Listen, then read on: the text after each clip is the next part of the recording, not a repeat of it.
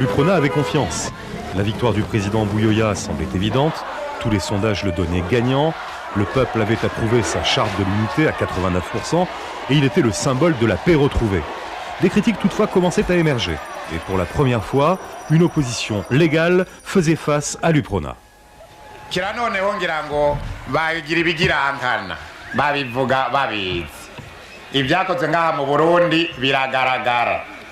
Mu gihugu cy'u Burundi ni igihugu muri imyaka 5 cyakomeje imigambi y'iterambere hagati mu gihugu biragaragara ibyakozwe amabarabara umuyaga nkuba amashure ibitaro iterambere mu burimye n'ubworozi umuyaga nkuba mu gihugu biragaragara bagende barabe rero mu bindi bihugu bitare bike usanga umukozi wa leta atagihembwa usanga mu bisagara amatara atacaka usanga amaradiyo y'ibihugu atagikora usanga amashure yarugaye kaminuza amashure yisumbuye niko bimeze leta rero ishigikiwe n'umugambi wa dasigana UPRONA yarakoze abanyagihugu barashima amakunga arashima kubera iki umugambi wo gukomeza ubumwe n'amahoro.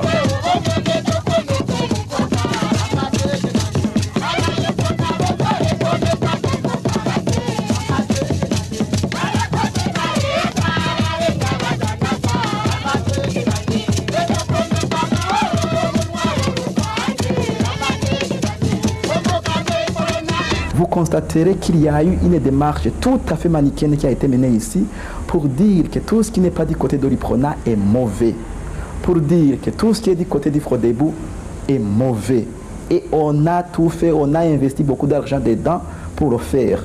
Et pour moi aujourd'hui, politiquement, ceux qui ont engagé cette campagne sont les premiers responsables des dérapages que le pays connaît aujourd'hui. Et je suis sûr et certain que l'histoire nous démontrera qu'il y a une connexion entre le coup d'État et toute cette campagne tapageuse qui avait été entreprise à l'égard de notre parti.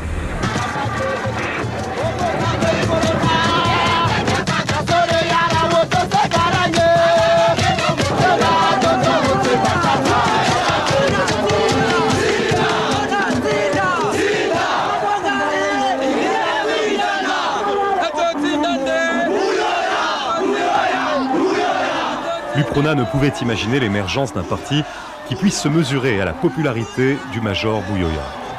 Pourtant, un parti populaire, le Front pour la démocratie au Burundi, le Frodebou, entrait sur la scène politique avec une force fulgurante.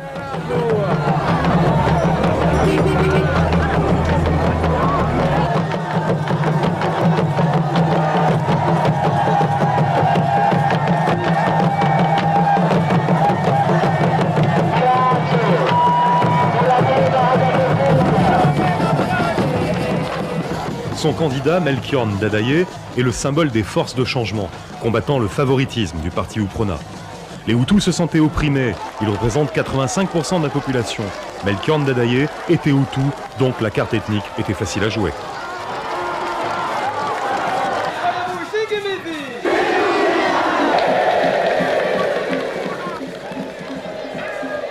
Frodebou oye!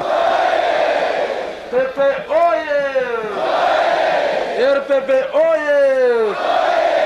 Bashinga ntaye bapfasoni gwaruka nk'abantu baza kubabwira ngo mudatoye muhorona ngo hazoba ingwano ndazi ko ari nigo ruvyino baririmba aho baciye hose iryo niterabwoba mbega iyo ngwano ga bazoza baporona basigaye bari kurusha ibangana gutya nibo bazoza gutera ingwano ku miliyoni 5 zirenga z'abarundi bishakira amahoro nibo bazoza gutera iyo ngwano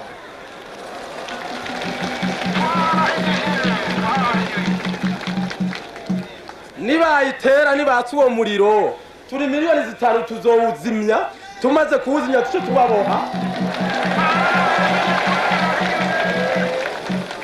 Nous avons toujours essayé de montrer à la population qu'une démocratie qui se baserait sur le divisionnisme, sur les ethnies, ne peut pas aboutir.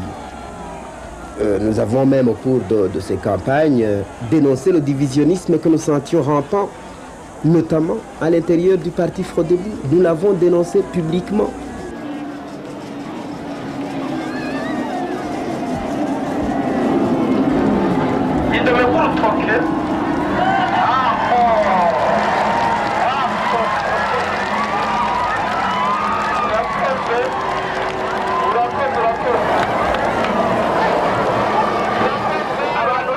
Les populations s'étant tellement mobilisées pendant la campagne électorale, la moindre étincelle le jour des élections peut mettre le feu aux poudres. Ce que je crois, c'est que je vais avoir beaucoup de voix. C'est que je vais gagner.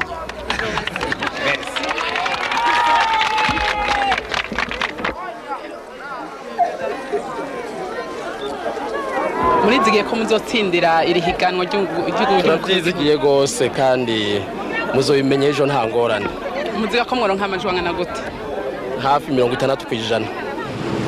Pourcentage largement obtenu par le candidat du Frodebou, Melchior Ndadaye, qui est investi dans ses fonctions le 10 juillet 1993. Pierre Buyoya, battu avec 34% des suffrages, se retire de la scène politique.